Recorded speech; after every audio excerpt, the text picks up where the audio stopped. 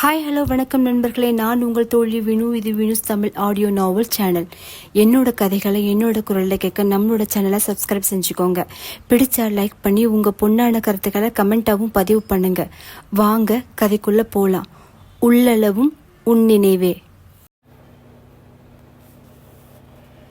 நினைவு 32. மருந்தின் வீரியம் குறைந்து உடல் வலியை உணர வெகு சிரமப்பட்டு கண் இமைகளை திறக்க சுற்றிலும் இருட்டு. தலை சுற்றி தன்னை சுற்றிலும் அனைத்தும் சுழலுவது போல் உணர்வு. கண்களை அழுந்த மூடி திறந்தவன் மெதுவாக கதவு திறக்கும் அரவம் கேட்க மெல்லிய வெளிச்சம் பரவியது.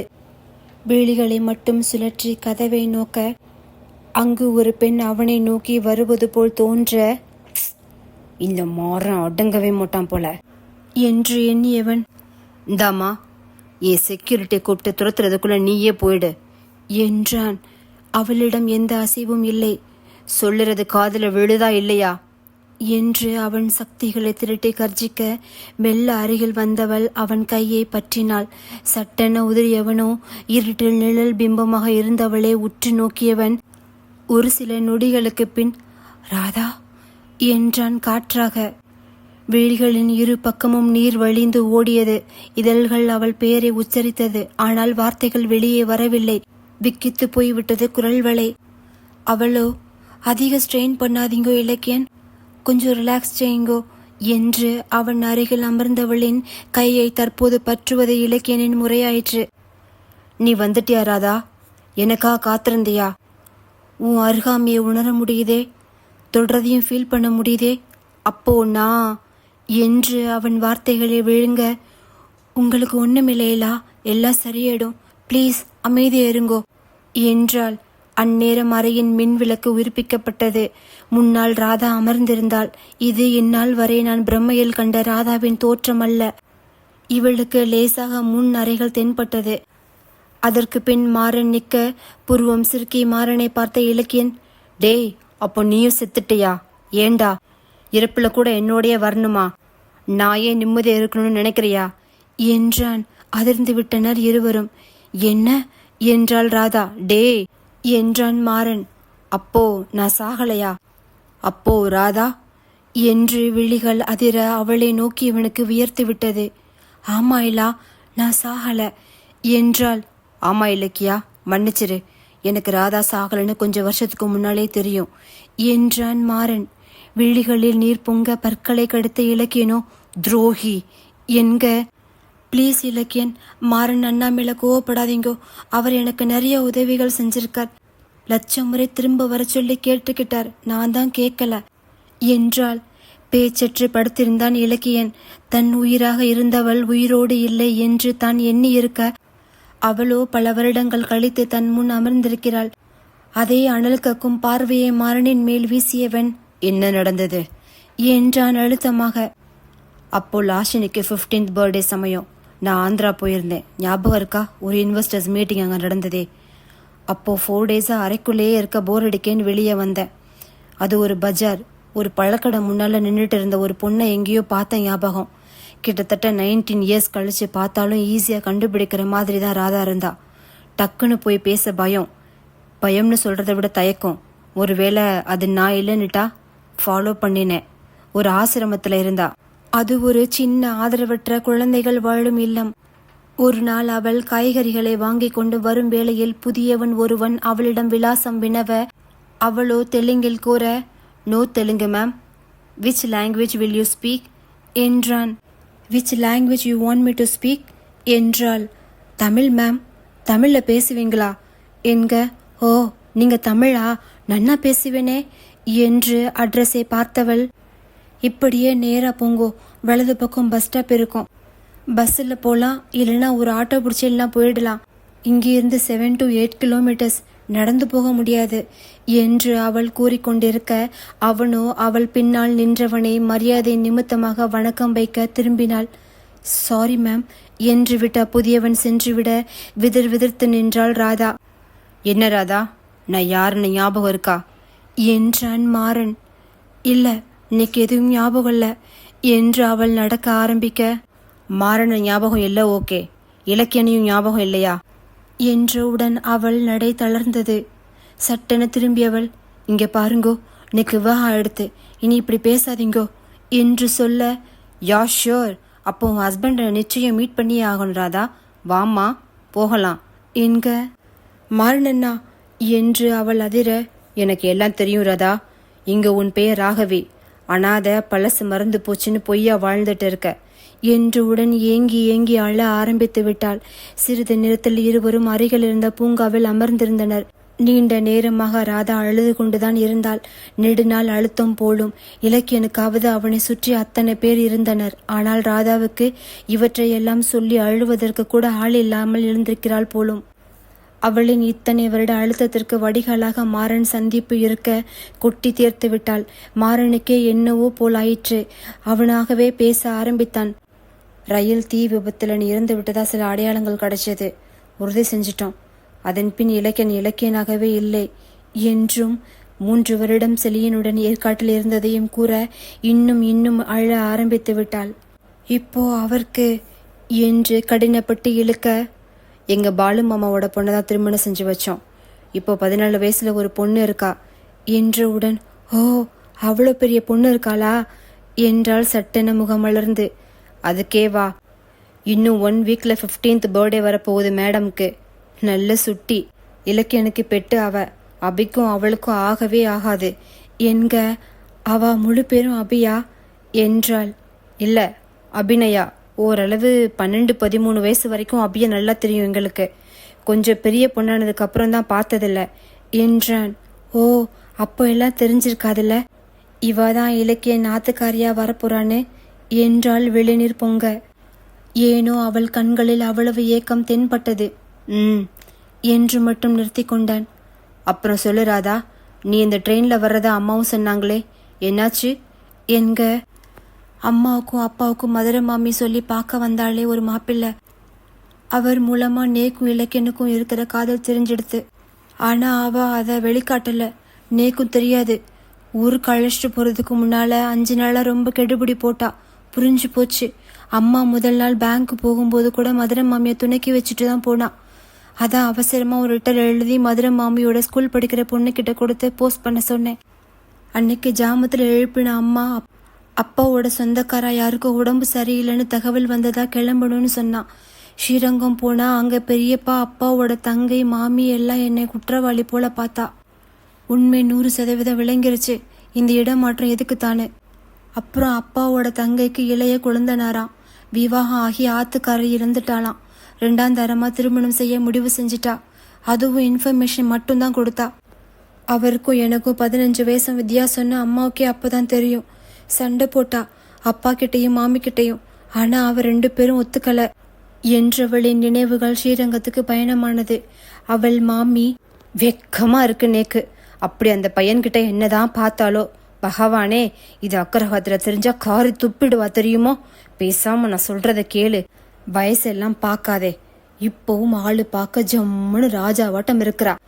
பின் அவர் முகத்தை கோணிக்கொண்டு, நான் பயந்து நீ செஞ்ச காரியத்தை சொன்னா பிரச்சனை இல்லை மண்ணி, லவ்வெல்லாம் சாதாரணம்டா. எவ்வளவு பெரிய மனசு பாருடி அவருக்கு என்க. ராதாவோ எந்த எதிர்வினையும் ஆற்றாமல் அழுது கொண்டே இருக்க, பாத்தியா அம்புஜம், ஒரு வார்த்தை வாயிலிருந்து சரின்னு வருதா? ஒருவேளை நம்ம அங்கே கண்டிச்சிருந்தா யாருக்கு தெரியும், அவன் கூட ஓடினாலும் ஓடிப்பாளே என்கும் போதே அவள் அழுகையை அதிகப்படுத்தி விம்ம, அம்புஜமோ ஏன்னா என்க.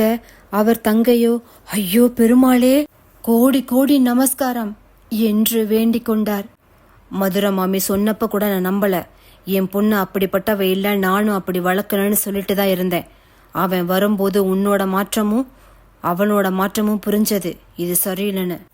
அப்போ இருந்தே மாப்பிள்ளை பார்க்க சொல்லிட்டேன். அண்ணனுக்கே சம்மதிக்கலையே, அப்பா நமக்கு எப்படி சம்மதிப்பார்னு தெரிய வேண்டாமோ? அப்படி என்னடி நோக்கு லவ்வு என்றார் ஆத்திரத்தில். பிராமணால் சத்திரவாளை விவாகம் பண்றது மகா பாவம்னு தெரியாத நோக்கு. உங்க சுயநலத்துக்காக வருங்கால சந்ததியோட வாழ்க்கையை கிழிக்கிறீளே, அந்த பையனோட வாழ்க்கையும் சேர்த்துதான். நான் சொல்றத கேளு என்க.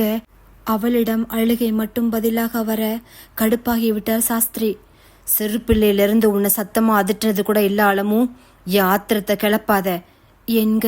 வேண்டானா வேண்டாம், நான் சொல்லி புரிய வைக்கிறேன் என்று அம்புஜம் குறுக்கே வர, எல்லாம் ஒன்ன சொல்லணுடி, பெத்த பொண்ணோட நடவடிக்கை கூட கவனிக்காத தாய் என்ன தாய் என்று அம்புஜத்தை அடிக்க கை ஓங்க, அப்பொழுதுதான் அப்பா என்று கத்தியிருந்தாள் ராதா.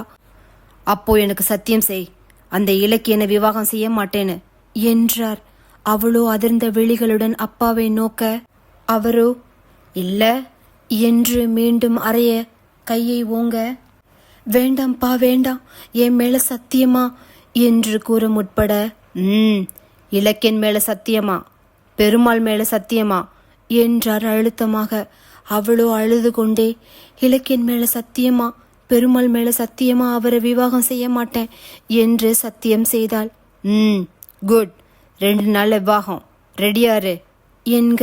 அப்பா அவசரமா இது வேண்டாமே, கொஞ்சம் டைம் கொடுங்கோ என்றாள் ராதா. அவள் மாமியோ, ஏன் அந்த பையனோட ஓடி போகவா, அதுக்குள்ள அவன் கண்டுபிடிச்சு வந்துருவான் தானே, பெருமாளே என்ன காதல் கருமாந்திரமோ தெரியல, கண்டவாளையும் விரும்பிட்டு வந்து நிக்கிறா, அதெல்லாம் முடியாது, குறிச்சபடி விவாகம் நடக்கும் என்றபடி அனைவரும் செல்ல, ஹிலா எங்க இருக்கேன், ப்ளீஸ் என்ன கூட்டிண்டு போங்கோ என்று விம்மி வெடித்து விட்டாள். மறுநாள் முழுக்க சாப்பிடவில்லை. மற்றவர்கள் கல்யாணத்தில் மும்மரமாக இருக்க அம்புஜம் தான் கெஞ்சி கெஞ்சி ஓய்ந்து விட்டார். அவள் மசிவதா இல்லை. இந்த ராதா அவர்க்கே புதிதுதான். இவளிடம் இவ்வளவு பிடிவாதம் உள்ளதா என்று இன்றுதான் பார்க்கிறார். விடிந்தால் கல்யாணம். கிட்டத்தட்ட அரை மயக்கத்தில் அவளை அறியாமல் உறங்கிக் கொண்டிருந்தவளின் கன்னத்தை யாரோ தட்டி எழுப்புவது போல் இருக்க, விழித்தவள் முன் நின்ற அம்புஜமோ அவள் கையில் கொஞ்சம் பணத்தை திணித்தவர், எப்படியாவது இங்கிருந்து போயிரு என்றார். அம்மா என்று அவள் அதிர, ஆமா பேச இது சமயம் இல்லாமோ, எல்லாம் நன்னா தூங்கிட்டு இருக்கா, அவ எழுறதுக்குள்ள இந்த ஊரை தாண்டி இருப்ப, சரி சீக்கிரம் என்க. தன் கொலுசை கலற்றி இடுப்பில் சொருகியவள் எப்படியோ தப்பித்து ஸ்டேஷன் வந்துவிட, தன்னை இந்த உடையில் கண்டால் யாரும் அடையாளம் கண்டுவிடக்கூடும் என்று ரயிலில் வியாபாரம் செய்து சாலையோரம் வாழும் மக்களின் சேலை ஒன்று காயப்பூட்டிருக்க அதை எடுத்து கொண்டவள் அவள் பட்டு சேலையையும் கொலுசையும் அங்கேயே வைத்துவிட்டு சென்று விட்டாள். ஒரு வழியாக அதிகாலையில் சென்னைக்கு ரயில் வர ஏறிக்கொண்டாள். சில நாட்களாக உண்ணவில்லை, உறங்கவில்லை. இருப்பினும் களைப்பில்லை, உற்சாகமாக இருந்தது. இலக்கியனை காணப்போகிறேன், இனி என் வாழ்க்கை அவருடன் தான் என்று எண்ணிக்கொண்டிருந்தவள் ரயில் மெட்ராஸை நெருங்கி ஒரு நிலையத்தில் நிற்க, அங்கு டெலிபோன் பூத்தை கண்டவள் இறங்கி சென்று இலக்கியனுக்கு கூறிவிட்டு வந்தவள். இரு பக்கமும் ரயில் இருக்கவே தான் வந்த ரயில் எது என்று குழப்பியது அவளை. அநேகமாக இதுவாக இருக்கக்கூடும் என்று கவுஹாத்தி ரயிலில் ஏறிவிட ரயில் நகர்ந்தது. இலக்கியனுக்கு தெரிவிக்கப்பட்டு விட்டது, அவர் நிலையத்துக்கு வந்து விடுவார் என்று ஜன்னலின் வழியே காலை நேர குளிர்ந்த காற்றை சுவாசித்தவள் அவளை அறியாமல் கண்ணயர்ந்து விட்டாள். சிறிது நேரத்திற்கு பின் யாரோ எழுப்புவது போல் இருக்க, டிக்கெட் என்றாள் டிடிஆர். அவளோ சென்னை செல்லும் டிக்கெட்டை நீட்ட, அவரோ அவளை ஏற இறங்க பார்த்தவர், this train next Visakhapatnam, Kolkata, Gaya, Guwahati என்க. திருவென விழித்தவளோ, மெட்ராஸ் போகணும் என்க. அவளிடம் ஃபைன் சார்ஜ் பண்ண அவ்வளவு பணம் இல்லாமல் இருக்க, அடுத்து வந்த விசாகப்பட்டினம் நிலையத்தில் இறக்கியவர் நிலைய காவல் அதிகாரியிடம் அழைத்து செல்ல, அவர்கள் பேசுவது இவளுக்கு புரியவில்லை, இவள் பேசுவது அவர்களுக்கு புரியவில்லை. அன்று மாலை வரை எவ்வளவு கெஞ்சியும் செல்ல அனுமதிக்கவில்லை. நொந்து விட்டாள். மனது வந்து அன்னையே அனுப்பி வைத்தும் சரியாக வந்தும் இப்படி மாட்டிக்கொண்டோமே என்றவளுக்கு அப்பொழுதுதான் சட்டென அப்பாவுக்கு கொடுத்த சத்தியம் ஞாபகம் வந்தது. தற்போது நடப்பதெல்லாம் அதை எனக்கு அறிவுறுத்தவா, நான் தவறு செய்ய துணிந்தேனா என்ற குழப்பத்திலே இருந்தவள் நொந்து கொண்டாள் தன் விதியை எண்ணி. இருட்டத் தொடங்கும் வேளை அந்த காவல் நிலையத்திலிருந்து லோக்கல் காவல் நிலையத்திற்கு அழைத்து செல்லப்பட்டாள். காவல் நிலையத்திற்குள் அமர்ந்திருந்த பெண்ணை அனைவரும் ஒரு மாதிரியாக பார்க்க, தன் சேலை தலைப்பால் தன்னை இறுக மூடிக்கொண்டவள் நடுங்கியவாறு அமர்ந்திருந்தாள். வெளியில் சென்ற அந்த காவல் நிலையத்தின் உயர் காவலர் வர, ராதாவை கண்டவர் என்ன என்று அருகில் இருந்தவிடம் கண் காட்ட, அதர் ஸ்டேட் வித்தவுட் டிக்கெட் என்றார் தலையை சொரிந்து. என்று விரசமாக ராதாவை பார்த்தவனோ அருகில் இருந்த காவலாளியிடம் அவர்கள் உள் அறையை சுத்தம் செய்ய சொல்லி அனுப்பினார் தெலுங்கில். இனி இவர்கள் உரையாடல் தெலுங்கில் மட்டுமே. அவரும் புரிஞ்சது சார், ஆனா என்று இழுக்க மற்ற காவலர்களை ரவுண்ட்ஸ் போக பணிந்துவிட்டு கிளர்க்கு காவலரை வெகு தூரத்தில் இருக்கும் கடைக்கு போக சொல்ல, சூப்பர் சார், சூப்பர் சார் என்றவாறே அந்த காவலர் உள்ளே செல்ல இவர்களின் நடவடிக்கை ஏதோ தப்பென்று உணர்த்தியது. சாப்பிட்டு பல நாட்கள் ஆகியிருந்தது. உடலில் தெம்பில்லை. பயம், நடுக்கம் இவற்றிற்கு மத்தியில் அந்த காவலனோ சட்டையின் மேல் 2 பட்டன்களை திறந்துவிட்டு மேஜையின் மீது காலை போட்டு ஆட்டியவாறு ராதாவை பார்த்து விசில் எடுத்துக் கொண்டிருந்தான். பெருமாளே, நான் செஞ்சது சரியா தப்பான்னு தெரியல, ப்ளீஸ் என்னை காப்பாத்துங்கோ என்று அவள் கதறியது அவருக்கு கேட்டதோ என்னவோ. வெங்கடநாதா, வெங்கட்ரமணா, கோவிந்தா கோவிந்தா என்று 2 விரல்களுக்கு நடுவில் லத்தியை சுழற்றியவாறு ஒரு காவலர் உள்ளே நுழைந்தான். அவனை கண்டதும் சட்டென எழுந்த நிலைய உயர் காவலரோ கோவிந்தானா கோவிந்தானா என்றவாறு அவசரமாக பட்டனை போட்டு தொப்பியை போட அவர் அருகில் சென்ற புதியவரோ தொப்பியை சரி செய்து, என்ன ரங்காராவ், டியூட்டி முடிஞ்சும் ஸ்டேஷன் இருக்க, அவ்வளோ சின்சியாரிட்டி, ஹை இம்ப்ரெஸ்ட் என்றவன், எங்க உன் அல்லக்கைய காணோம், சாரி உன் அசிஸ்டண்ட்டை காணோம் என்றான் நக்கலாக. அறைக்குள் சென்ற காவலரோ சார் ரெடி என்று கையை தூசி தட்டியவாறு வெளியே வர வெளியில் நின்றவனை கண்டு ஆடிப்போய்விட்டான். இப்புதியவனோ அவனிடம் உள்ளே என்ன என்று கண்களால் செய்கை செய்ய அவனோ ஒன்றுமில்லை என்று தலையாட்டினான். அப்படியா, எங்க பாப்போம் என்று தோளில் கை போட்டு அழைத்து சென்றவன் பின் அங்கிருந்து அந்த காவலரின் அலறல் சத்தம் மட்டுமே வெளியில் வந்தது. விதிர்த்து விட்டது வெளியில் இருந்தவனுக்கு.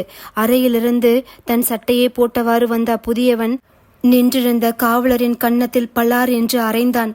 அடுத்து உனக்கு இந்த ஸ்டேஷனை டிரான்ஸ்ஃபர் என்று கூற அதிர்ந்தவனோ அண்ணா அண்ணா மன்னிச்சிடுங்க என்று கத்த காதை குடைந்தான். ஏனெனில் அவ்விடமோ ஒரு பாலைவனம் போன்ற பகுதி. வெளியே போகுமாறு கத்த ஓடிவிட்டான் அவன். சென்றவனை கண்ட புதியவனோ ஒரு கெட்ட வார்த்தையை கூறிவிட்டு பின் விழி விரித்து தலையை உலுக்கிக் கொண்டே ஸ்ரீனிவாசா, ஸ்ரீவெங்கடேசா, கோவிந்தா கோவிந்தா என்றவன் முன் டீயை நீட்டினார் அந்த கிளர்க்கு காவலர். ஆம், அவர்தான் வெளியில் வந்து இவருக்கு கால் செய்தது. ஹலோ கோவிந்தானா என்றவர் விவரத்தை கூற வந்துவிட்டான். இப்பொழுதுதான் உயிர் வந்தது போலிருந்தது அவளுக்கு.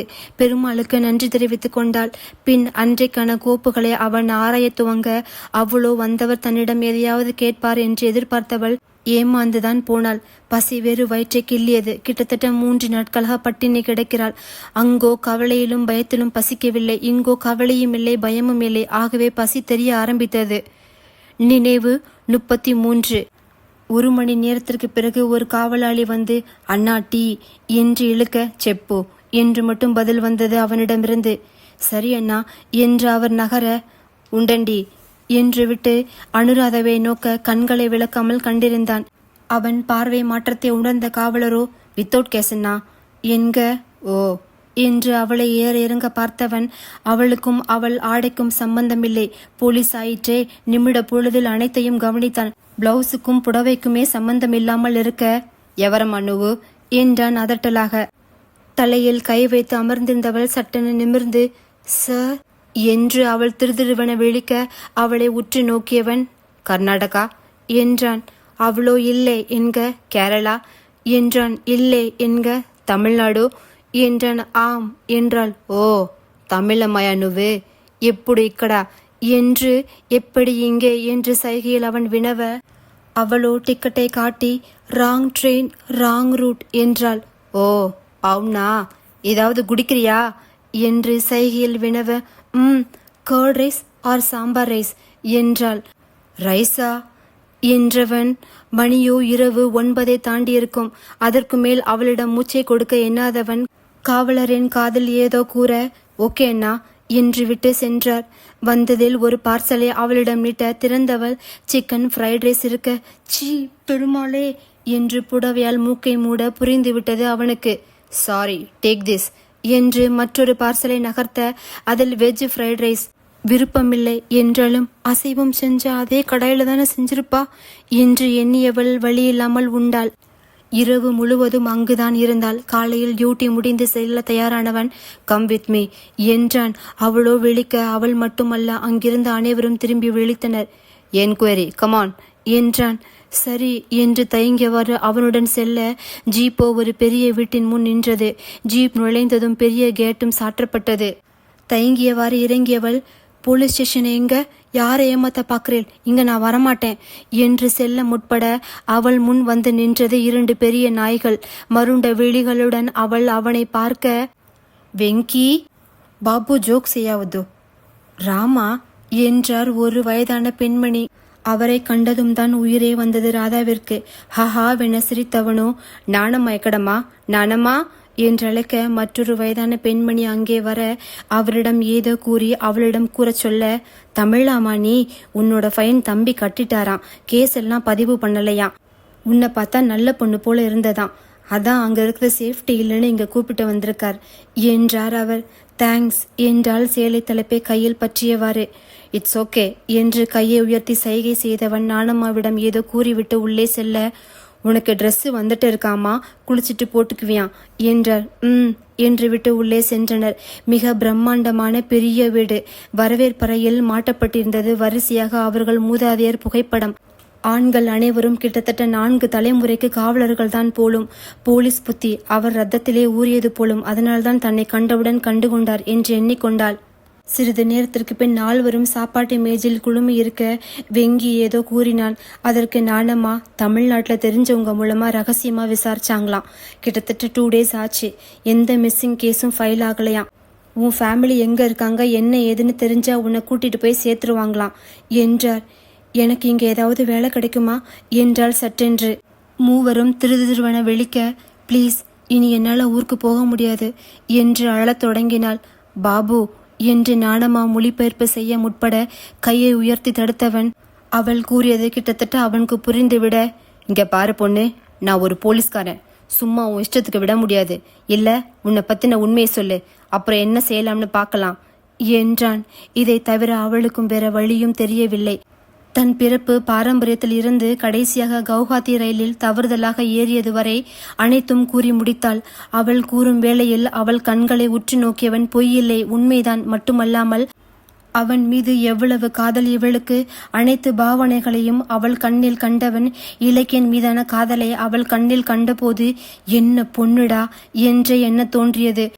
இப்போவும் ஒன்றும் இல்லை, உன்னையும் அவனை நானே சேர்த்து வைக்கிறேன் என்றவுடன் அப்பாவிடம் இலக்கியன் மீது தான் செய்த சத்தியம் ஞாபகம் வர மறுத்துவிட்டாள். 1 வாரம் சென்றது. நாணம்மாவும் வெங்கியின் அம்மாவும் எவ்வளவு கூறியும் மறுத்துவிட்டாள். அது மட்டும் அல்லாமல் இவர்களுக்கு தொந்தரவு தரவும் தமிழ்நாடு செல்லவும் விருப்பமில்லை அவளுக்கு. அங்கு சென்றால் இலக்கியனுடன் சேர்ந்து வாழவும் முடியாது. பெற்றோர்கள் கண்டுவிட்டால் வேறு திருமணம் செய்ய சொல்லி வற்புறுத்துவர் என்று எண்ணியே தவிர்த்திருந்தாள். இவற்றை கேட்டதும் கடுப்பாகிவிட்டான் வெங்கி. இங்க இருக்கவும் மாட்டேன், திரும்ப ஊருக்கும் போக மாட்டேனா, லூசா நீ? மறுபடியும் ரயில் ஏறி நேரா மும்பைக்கு போக போறியா? ஏதோ உன்னோட நல்ல காலம், நீ இங்க சேஃபா இருக்க. உன்னை போல மாறி ஓடி வந்த எத்தனையோ பெண்களோட வாழ்க்கையே பாழாயிருக்கு. ஒரு வெல்விஷரா சொல்றேன், திரும்ப போயிரு. உனக்குன்னு ஒரு வாழ்க்கையை அமைச்சுக்கோ. காதல் மட்டும் வாழ்க்கை இல்லை. இங்க குறிப்பிட்ட பிரிவினர் எல்லாம் காதலே செய்யக்கூடாதுன்னு தான் சொல்லுவேன். ஏதோ வயசு வேகத்துல விரும்பிடுறீங்க, அதுக்கு பின்னால எத்தனை பேரோட மன கஷ்டம் இருக்குன்னு புரியுதா இல்லையா என்றான் ஆத்திரத்தில். அவளோ அழுகையை மட்டும் பதிலாக தர, கண்ணுல பெரிய வாட்டர் ஃபால்ஸே வச்சிருப்பா போல, ஏதாவது சொன்னா உடனே வந்துருது என்று சலித்து கொண்டவன். இங்க பாரு, உன்னை போல பொண்ணுக்கு காதல் வந்திருக்கவே கூடாது, ஆனா வந்துருச்சு. இப்போ உன் ப்ராமிஸா, பேரண்ட்ஸா, ஃபியூச்சரா, நெக்ஸ்ட் சைடு இலக்கியனா, மேரேஜா, லவ்வா, நீதான் முடிவு பண்ணணும் என்றவுடன், எனக்கு வேலை வேணும் என்றால் கடுப்பாகி விட்டான். ஏய், நான் சொல்றது புரியுதா இல்லையா என்றவுடன், நான் அவர் மேல சத்தியம் செஞ்சிருக்கேன், வாக்குக்கு பவர் ஜாஸ்தி. ஒருவேளை அவரை கல்யாணம் செஞ்சு அவருக்கு ஏதாவது ஆச்சுன்னா அப்புறம் இதுல யாருக்கும் நிம்மதி இல்லை. என்னால வேற கல்யாணம் செய்யவும் முடியாது. அவர் நினைவோடவே வாழ்ந்துருவேன். என்க பெருமூச்சு விட்டவனோ, சரி விதி யார விட்டது என்று சென்றவன் 2 நாளில் தனக்கு தெரிந்த ஆந்திராவில் உள்ள பெண்கள் மறுவாழ்வு மையத்தில் பணிக்கு அமர்த்தினான். இங்க எல்லாம் லேடிஸ் தான், ஏதாவது ஹெல்ப் வேணும்னா எனக்கு எப்ப வேணாலும் கால் பண்ணலாம் என்று அவன் வீட்டு தொலைபேசி எண்ணை தந்து விட்டு சென்றான். சில வருடங்கள் கழித்து, ராதா, உங்களை பார்க்க யாரும் வந்திருக்காங்க என்றதும் 1 நிமிடம் திடுக்கிட்டாலும் யாரென்று மெதுவாக எட்டி பார்த்தவள் கண்டது கருப்பு பேண்ட், வெள்ளை ஷர்ட், கண்ணில் கூலஸ் என்று நின்றிருந்த வெங்கிதான். அவனை வியப்பாக பார்த்தவள், ஓ இவரா என்று எண்ணியவள், எப்படி இருக்கேள், வீட்டுல அம்மா நானம்மா எல்லாம் நல்லா இருக்காளா என்றவளிடம், நான் நல்லா இருக்கேன், அவங்க கிட்டதான் நீ தினமும் பேசுறியாமே, அப்புறம் என்ன என்றவன், சரி நான் வந்த விஷயத்த சொல்லிடுறேன் என்றவன் ஒரு கவரை நீட்ட ஒருவித சந்தேகத்துடன் வாங்கி பிரித்து பார்த்தவளின் கண்கள் அகல விரிந்தது. அவனை நிமிர்ந்து பார்க்க, உன்னோட லவருக்கு பெல்லியாய் போய்ந்தே என்றான் நக்கலாக. ஒரு நிமிடம் மனதில் திக்கென்று சிறு வழி வந்து சென்றாலும் அவள் விரும்பியதும் இதுதானே. இதற்காகத்தானே தன்னை மறைத்து வாழ்கிறாள். அந்த புகைப்படத்தில் இலக்கியனை நீண்ட நாட்களுக்கு பின் பார்க்கிறாள். சற்று விடலை தோற்றம் மறைந்து பெரியவனாக தெரிந்தது. சுற்றிலும் நின்ற உறவினர்கள் முகத்தில் புன்னகை. மணப்பெண்ணும் வெக்கத்துடன் அவன் கையால் மாங்கல்யத்தை பெற்றுக்கொள்வது போன்ற காட்சி. புன்னகைத்தாள். Wish you all the best Eela, நீங்க இதை போலவே சந்தோஷமா வாழணும் என்றால் இப்போது அதிர்ந்து நிற்பது வெங்கிதான். என்ன பெண் இவள் என்று எண்ணியவன், எப்படி சமீப காலமாக தான் லூசு பிடிச்சிச்சா, இல்ல சின்ன வயசுலேருந்தே நீ இப்படிதானா என்றான். அவளோ புரியாமல் விழிக்க, பின்ன அவனோட திருமணம் நானே செஞ்சு வைக்கேன்னு சொன்னப்போ ஓன்னு அழுத. இன்னைக்கு அவனுக்கு திருமணம் ஆச்சு, அதுவும் வேறொரு பொண்ணுடன் சொன்னா பல்ல காட்டுற, தப்பா ரியாக்ட் பண்ற என்றான். ஹஹா வென சிரித்து விட்டாள். நீங்க முன்ன பின்ன லவ் பண்ணிருக்கலாம் வெங்கி என்றாள். இல்லை என்றான் அவளறியா மருண்ட விழிகளுடன். பண்ணி பாருங்கோ, சேர்ந்து இருக்கும் போதும் சரி, சேர்ந்து இல்லாவிட்டாலும் சரி, நமக்கு அன்பிற்குரியவர்கள் சந்தோஷமா வாழணும்னு தோணும் என்றாள். என்றவன் வாட் நெக்ஸ்ட் என்றான். அவளோ மீண்டும் புரியாமல் விழிக்க, இலக்கியனுக்கு தான் கல்யாணம் ஆச்சே, நாம ஏன் கல்யாணம் செஞ்சுக்க கூடாது என்றான். அவள் அதிரவில்லை. எதிர்பார்த்ததுதான். நிறைய முறை வெங்கியின் அம்மா கூற கேட்டிருக்கிறாளே. மட்டுமல்லாமல் மற்ற காவலர்கள் மூலமாக அனுப்பிவிடலாம். ஆனால் அவரோ இத்தனை வருடத்தில் அவனே நிறைய தடவை வந்து வாழ்வில் வழிமாறிய பெண்களே வந்துவிட்டு சென்றான். மற்றும் அவன் பார்வை மாற்றம் அவளுக்கு புரியாமல் இல்லை. மிகவும் நல்ல மனிதர், உயர்ந்த உள்ளம் படைத்தவர். அவள் மனதில் அவனை பெரிய இடத்தில் வைத்திருக்கிறாள். ஆனால் அது காதல் அல்ல என்று எண்ணியவளின் எண்ணம் புரிய, டைம் எடு, யோசி, நான் வெயிட் பண்றேன் என்று கூறிவிட்டு செல்ல அவள்தான் நொந்து விட்டாள். சில மாதங்களில் தான் தன் குடும்பத்தினுடன் போவதாக அங்கிருந்து சென்றுவிட வெங்கிக்கும் அனுராதாவிற்கும் தொடர்பு அற்று போனது.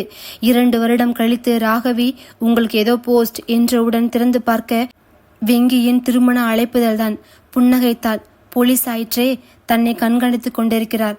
இருக்கும் இடம் தெரிந்தாலும் அதற்கு மேல் தன்னை தொந்தரவு செய்ய எண்ணாமல் அனுப்பியிருக்கிறார்.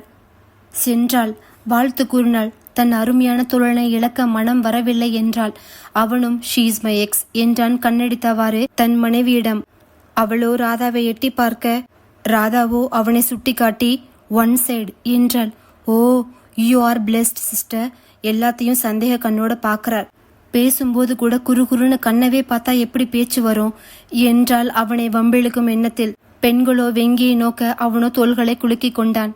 பின் மீண்டும் சிறார்கள் ஆசிரம வாசம் என்று மாறனிடம் கூற, சொல்ல முடியாத அழுத்தத்தில் ஆழ்ந்து விட்டான் மாறன். தான் இவளுக்கு ஏதாவது செய்ய வேண்டும் என்று எண்ணியவன் பர்சை திறந்து பணம் எடுத்து தர மறுத்து விட்டாள். செய்யறதா இருந்தா எங்க ஆசிரமத்துக்கு வந்து செய்யுங்கோ, அங்க நிறைய குழந்தைக இருக்கா என்றாள். அப்புறம் என்று அவள் இழுக்க, சொல்லுமா என்றான். அவர் ஃபேமிலி போட்டோ ஏதாவது வச்சிருக்கேளா என்றாள். இல்லம்மா, ஊருக்கு போய் அனுப்புறேன் என்றான். சரிங்கண்ணா என்க. மாறன் மனதில் மேலும் மேலும் உயர்ந்து நின்றாள். சரிமா என்று ஆசிரமம் சென்றவன் தினமும் சாப்பாட்டிற்கு பற்றாக்குறையாகாமல் அரிசி, பருப்பு, எண்ணெய் என்று அத்தியாவசிய பொருட்களை பரிசீலித்தான். சமயம் கிடைக்கும் போதெல்லாம் வருகிறேன் என்று விட்டு செல்ல முற்பட, இலக்கியன் அடிக்கடி சொல்லுவார், எங்க வீட்டில் ஒரு மூலக்காரா இருக்கான், யாரை ஏமாத்தினாலும் அவனை ஏமாத்த முடியாதுன்னு. அது உண்மைதான். எப்படியோ ட்ராப் வச்சு என்னை கண்டுபிடிச்சிட்டேளே என்றாள். மென் புன்னகை செய்தவனோ, சரிம்மா நான் வர்றேன் என்று விட்டு சென்றான். நன்றி. தொடரும்.